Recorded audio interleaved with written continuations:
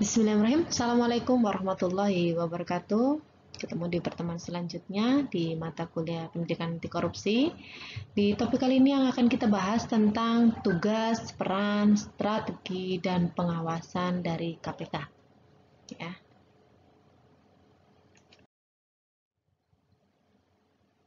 KPK sebagai lembaga independen, ingat independen, yang secara khusus menangani tindak korupsi menjadi upaya pencegahan dan penindakan tindak korupsi. Kalau independen artinya tidak dapat dipengaruhi oleh lembaga ataupun siapapun. KPK, Komisi Pemberantasan Korupsi, adalah lembaga negara yang dalam melaksanakan tugas dan wewenangnya bersifat independen dan bebas dari pengaruh kekuasaan manapun. Hal ini berdasarkan Undang-Undang Nomor 3 Tahun 2002.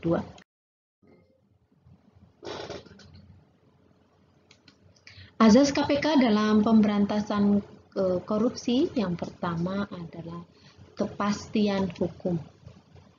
Azas dalam negara hukum yang mengutamakan landasan peraturan perundang-undangan, kepatutan, dan keadilan dalam setiap kebijakan menjalankan tugas dan wewenang Komisi Pemberantasan Korupsi.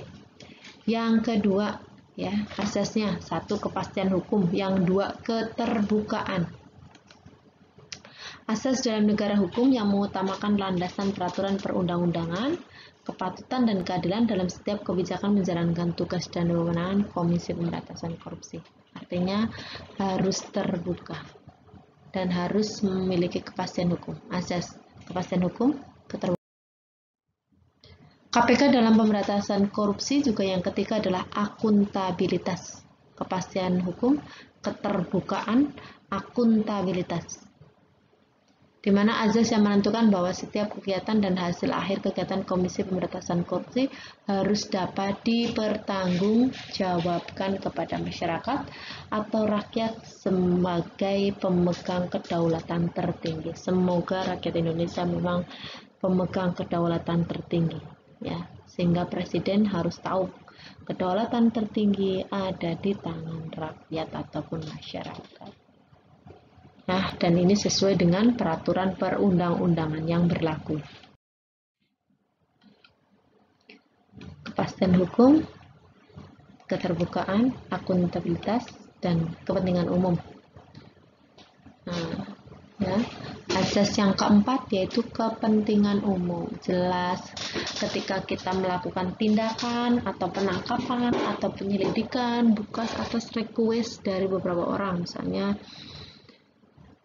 sebuah orang pejabat sedang berbenturan dengan pejabat yang lainnya, sehingga pejabat yang berbenturan lainnya misalnya punya kekuasaan lebih tinggi, dia menggunakan KPK sehingga menangkapnya gitu ya, atau tebang pilih lah, maksudnya ini ditebang pilih, jadi KPK tidak semuanya kena tapi tebang pilih, dimana asas yang mendahulukan kesejahteraan umum dengan cara yang aspiratif, akomodatif, mengakomodasi semuanya, dan selektif. Proporsionalitas, azas yang mengutamakan keseimbangan antara tugas, wewenang, tanggung jawab, dan kewajiban Komisi Pemberantasan Korupsi ataupun KPK. Proporsionalitas, ya, ada 5 tadi azas yang digunakan KPK dalam pemberantasan korupsi. Diperhatikan ya 5 poin ini, jadi nanti ketika ada pertanyaan berkaitan ini Anda bisa memberikan jawabannya dengan baik.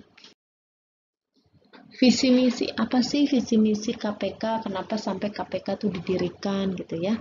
KPK merupakan ujung tombak pemberantasan korupsi di Indonesia tentunya, dimana mereka tuh punya visinya apa? Mewujudkan Indonesia yang bebas korupsi. Ya, itu visinya. Misinya penggerak perubahan untuk mewujudkan bangsa yang anti korupsi. Ya, jelas dengan beberapa jalan ya untuk bisa mencapai visi dan misinya, dan perlu didukung oleh peraturan dan perundang-undangan yang kuat, sehingga memang KPK kewenangannya itu benar-benar kuat. Ya, jadi menjadi lembaga yang memang benar-benar ditakutin oleh para koruptor, ya, tidak. Jangan sampai ini ada unsur-unsur yang melemahkan KPK itu sendiri. Peran KPK, peran Komisi Pemberantasan Korupsi dalam upaya pencegahan dan pemberantasan tindak pidana korupsi, serta tugas dan kewenangannya sesuai ketentuan Pasal 6 Undang-Undang Nomor 30 Tahun 2002. Jadi peran ini berada di Pasal 6 Undang-Undang Nomor 30 Tahun 2002. Ya, berikut merupakan peran dan tugas KPK berdasarkan Undang-Undang Nomor 30 Tahun 2002, di mana di situ ada di bab 2, tugas, wewenang, dan kewajiban, di mana di situ ada banyak pasal ya, pasal-pasal di situ.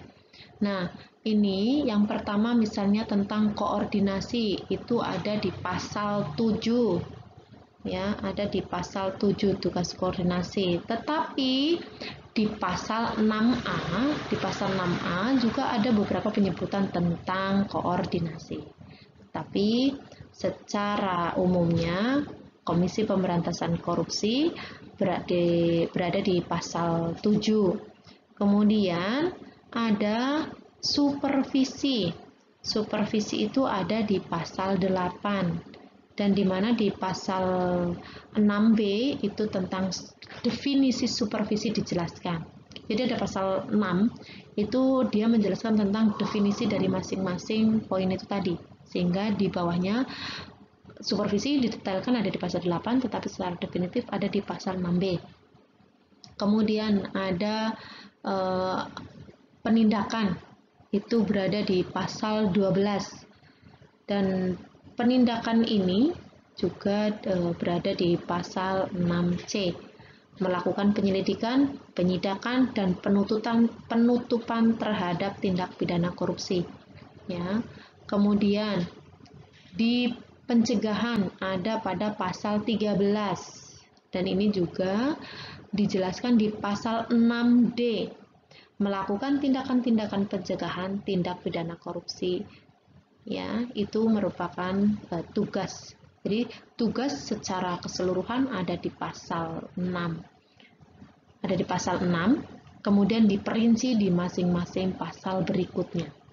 Dan yang terakhir yang kelima yaitu monitoring, ada di pasal 14, dan ini diatur juga, berada juga pada pasal 6E. Jelas ya. Jadi semua Komisi Pemberantasan Korupsi memiliki 5 tugas, dia berada di pasal 6, 6A, 6B, 6C, 6D, dan 6E. Nah, pasal-pasal itu akan dijabarkan lagi pada pasal-pasal berikutnya. Contohnya di koordinasi dijabarkan pada pasal 7, supervisi pada pasal 8, penindakan pada pasal 12, pencegahan pada pasal 13, monitoring pada pasal 14. Tuh. Tugas KPK itu salah satu juga ada namanya tadi koordinasi. Ya, tadi ada beberapa tugas untuk dari KPK itu sendiri, dari mulai koordinasi, supervisi, monitoring, pencegahan, dan penindakan. Ada 5 itu tadi. Koordinasi, supervisi, monitoring, pencegahan, dan penindakan.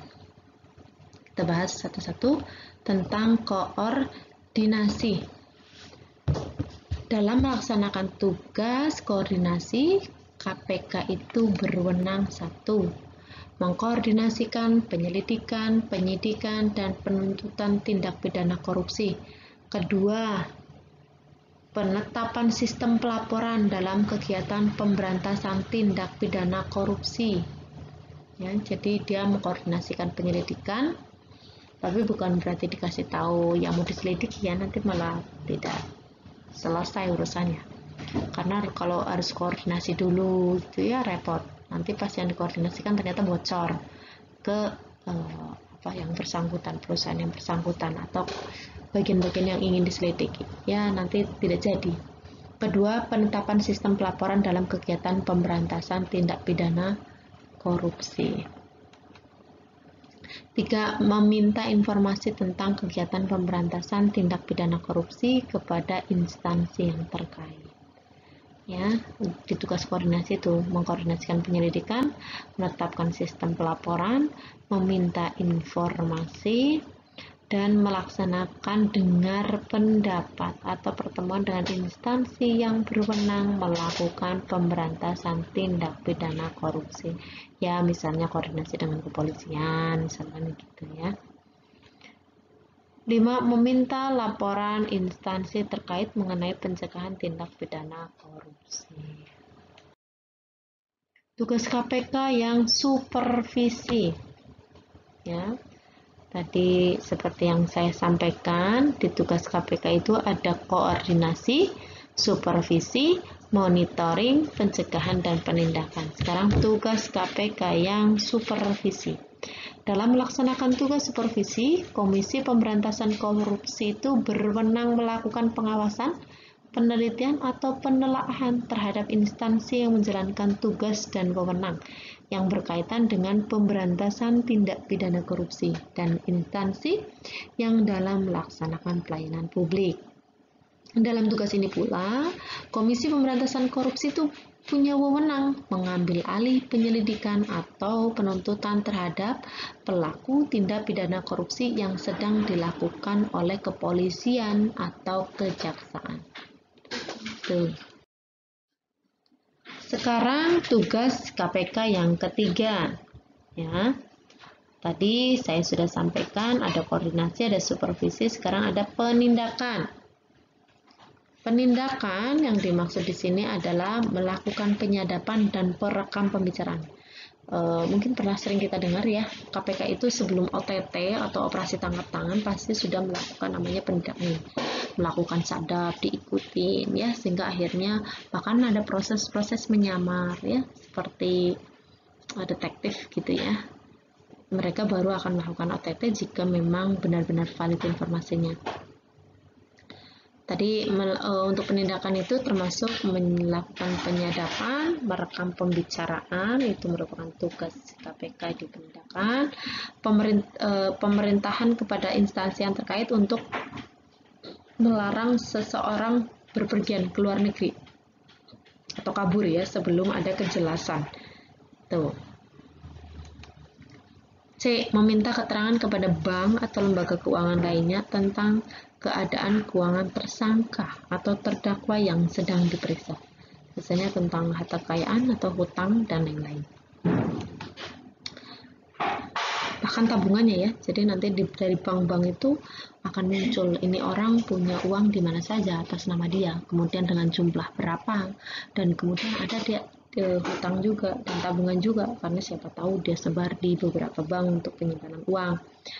Pemerintah kepada bank atau lembaga keuangan lain untuk memblokir dulu rekeningnya biar nanti nggak dicairkan, kemudian dipindah tangankan atau mungkin dibawa kabur gitu ya, sehingga kalau memang dia milik tersangka yang diduga terkena kasus korupsi biasanya dibekukan dulu untuk rekeningnya. Memerintahkan kepada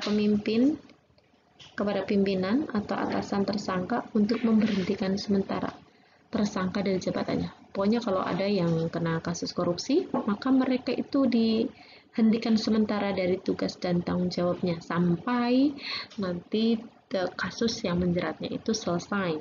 Apakah memang bersalah ataupun tidak, apakah harus menjalani hukum pidana atau tidak gitu. Karena perlu lagi juga ada pembuktian-pembuktian lain. Yang ke-F, meminta data kekayaan dan data perpajakan tersangka atau terdakwa kepada instansi yang terkait. Ya, jadi ada laporan pajak gitu ya, terdakwa dari instansi dia kerja di mana, misalnya kerja di pemerintahan, misalnya Kementerian Sosial ataupun Kementerian Pertanian atau di lainnya ya. Jadi instansi yang dia kerja di mana, misalnya di kantor pajak ya berarti minta juga terkait harta dan kekayaannya serta pelaporan pajaknya gitu. Karena kantor pajak Pertamina itu juga salah satu tempat yang risiko rawan korupsi. Nah, tugas KPK tadi ada penindakan, sekarang ada pendidikan. di mana penindakan ya. Tadi kita ada supervisi, koordinasi, penindakan. Ini masih lanjutan yang tadi F. G. Menghentikan sementara suatu transaksi keuangan, transaksi perdagangan, perjanjian lainnya, atau pencabutan sementara perizinan, lisensi, serta konsesi yang dilakukan atau dimiliki oleh tersangka atau terdakwa yang diduga berdasarkan bukti awal yang cukup ada hubungannya dengan tindak pidana korupsi yang sedang diperiksa. Meminta bantuan Interpol Indonesia atau instansi penegak hukum negara lain untuk melakukan pencarian atau penangkapan jika memang koruptor atau tersangka ini melakukan tindakan pergi ke luar negeri atau kabur lah ya istilahnya. Itu kita bisa meminta bantuan Interpol Indonesia atau instansi penegak hukum negara lain untuk melakukan penangkapan. Meminta bantuan kepolisian atau instansi lain yang terkait untuk melakukan penangkapan, penahanan, penggeledahan, dan penyitaan dalam perkara tindak pidana korupsi yang sedang ditangani. Itu tugas KPK dari penindak. Ya, berarti ada 3 yang dijelaskan, yaitu koordinasi, supervisi, penindakan. Sekarang tugas KPK yang keempat yaitu pencegahan. Untuk pencegahan, dalam melaksanakan tugas pencegahan Komisi Pemberantasan Korupsi berwenang melaksanakan langkah atau upaya pencegahan. Apa saja yang bisa dilakukan oleh KPK? Yang pertama, melakukan pendaftaran dan pemeriksaan terhadap laporan harta kekayaan penyelenggara negara. Itu ya, jadi yang bisa dilakukan salah satu pendaftaran dan pemeriksaan terhadap laporan harta kekayaan. Benar nggak udah dilaporin semua atau belum? Jangan-jangan masih ada yang tersembunyi dan lain-lain. Itu KPK bisa melakukan itu. Makanya biasanya kalau mau jadi presiden ataupun menteri wajib melaporkan harta kekayaan yang dimilikinya, sehingga nanti KPK bisa mengecek kebenaran data dan apakah sesuai atau tidak, gitu ya. Kemudian menerima laporan dan menetapkan status gratifikasi. Hati-hati, misalnya ada pejabat negara, misalnya dia melakukan acara hajatan ataupun nikahan gitu, kemudian dia mendapatkan ini kondangan ataupun hadiah kado gitu ya, ini besarannya itu sudah ditentukan. Agak repot ya kalau jadi pejabat negara, karena bisa jadi itu sudah masuk ke dalam gratifikasi gitu. Menyelenggarakan program pendidikan anti korupsi pada setiap jenjang pendidikan, ini juga menjadi salah satu tugas KPK untuk mencegah. Nah, ini salah satu yang diamanahkan KPK juga ke institusi pendidikan dengan memasukkan mata kuliah pendidikan anti korupsi di jenjang pendidikan perguruan tinggi.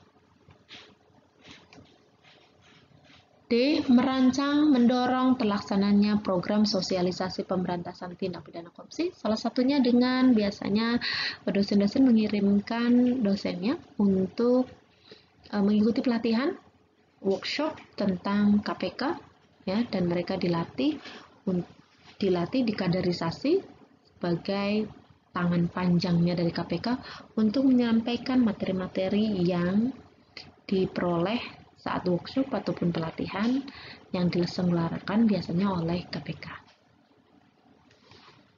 Dan nanti setelah pulang dari pelatihan biasanya kita mendapat sertifikat ya. Jadi mendapatkan sertifikat tentang pengajar anti korupsi.